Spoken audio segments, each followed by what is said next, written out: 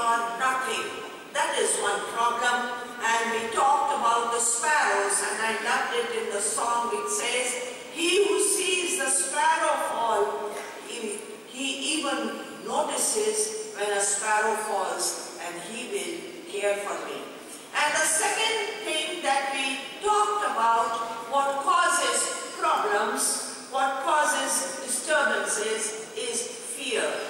And we also spoke about how we can overcome the fear which is not a godly fear, which is not a healthy fear.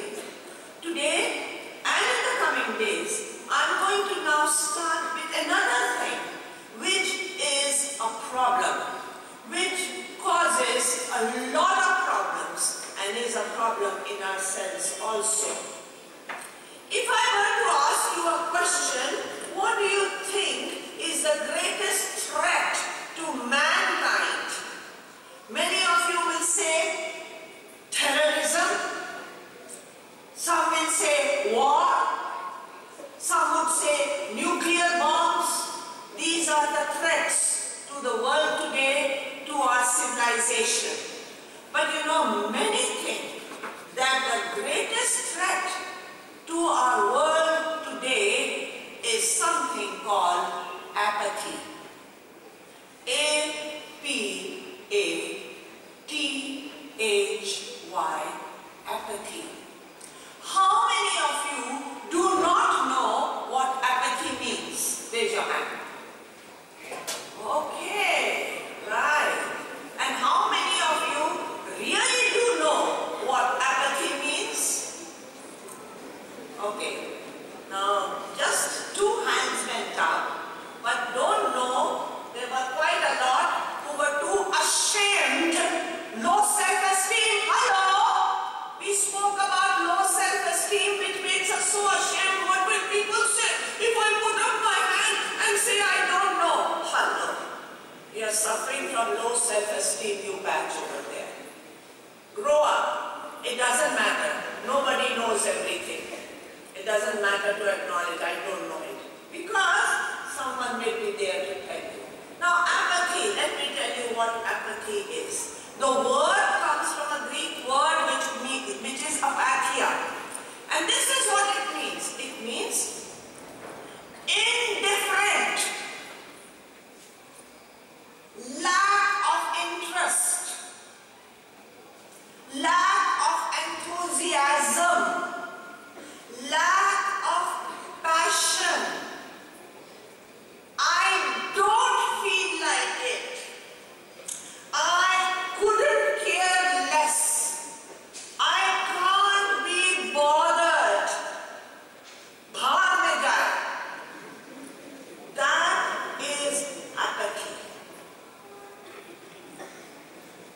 Now, does it sound familiar? Does it sound familiar? Have you felt this within you, apathy? I don't care. It doesn't bother me. We are told that in this world, population is more than 6 billion, and over 1 billion, that means over 1/6, live in poverty, live in great, they don't have food, clothes, house, or very scanty. Does it bother us? It just becomes a statistic. In our own country, we are told 50% are living on the poverty line or below the poverty line. Our country of 1 billion, 50% means 500 million are living, 1 in 2 are living in great poverty. Does it affect us? Does it make a difference to us? They remain just statistics. What else is there? There is injustice. What else is there? There is pain. Does it bother us? No. It doesn't bother us.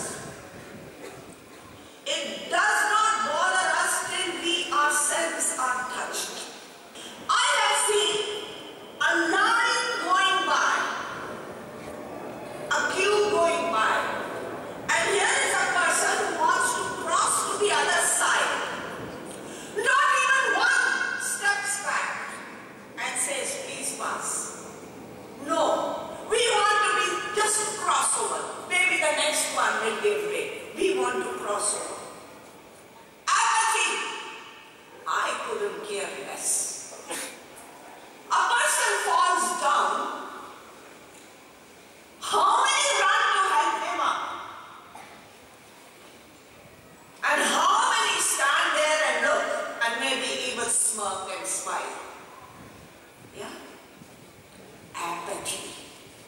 are little things.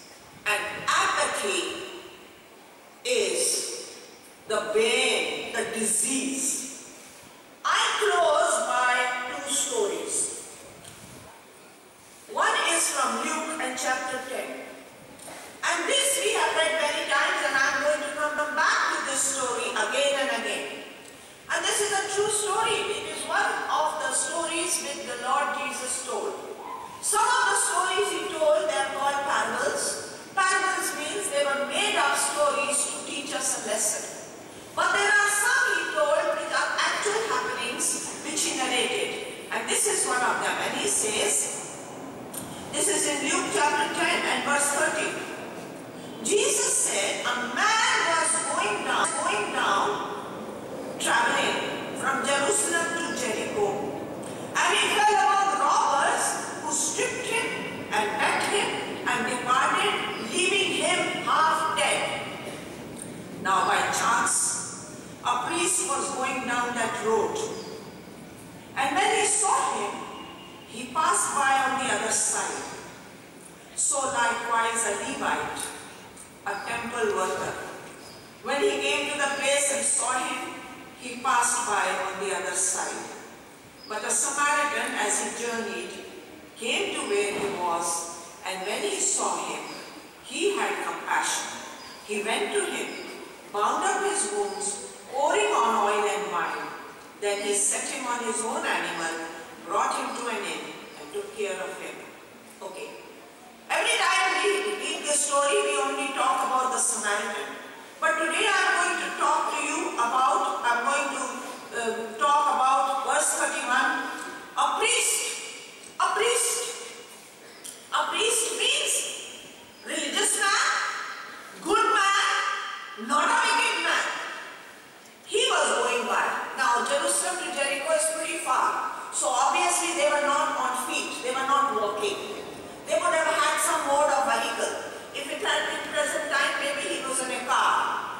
And then another version which gives a good translation says that when he was coming down the road, now lucky for this man, there was someone right behind.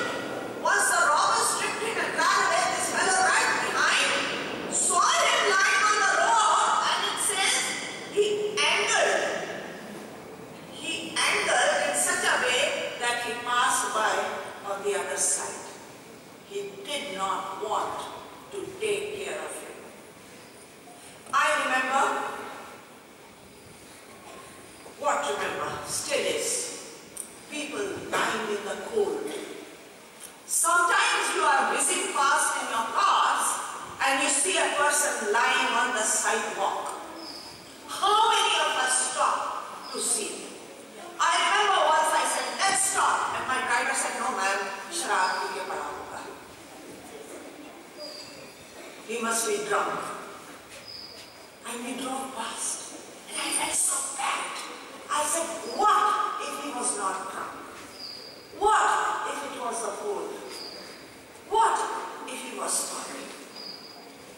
How many times have we done it? Seen a person on the road in need and drove past. Apathy. I have to be someplace. I don't have the time. Someone else will do it. Maybe the car behind will do it. May God save us from this virus and disease of apathy in the year 2000.